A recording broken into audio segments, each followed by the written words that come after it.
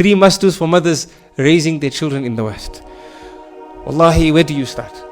Recognize parenting as da'wah. Recognize parenting as da'wah, number 1. And recognize parenting as ibadah, number 2. And recognize parenting as a learning organization, number 3. If I could share 3 fundamental advices, especially in the West, to recognize this. That as a Muslim, we have to do da'wah. Parenting is da'wah. Charity begins at home. وَأَنذِرْ أَشِيرَتَكَ الْأَقْرَبِينَ. When Allah gave the messenger the instruction to call to Islam, He said, begin with those closest to you. So you're doing da'wah to your kids. Okay?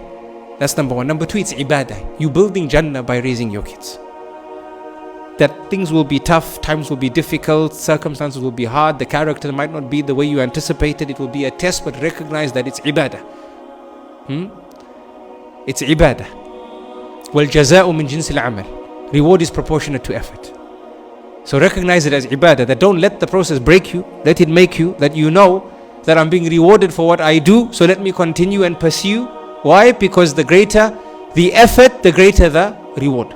That your Jannah will grow as a result. And number 3, recognize that parenting should be a learning organization. What do I mean by a learning organization? That you don't go into this process with you being judge and jury of the entire process. But rather, a learning organization is an organization.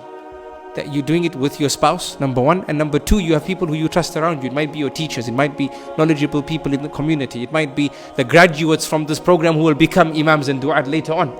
That they will be able to give, you will be able to give this advice. That your parenting has shura around it as well.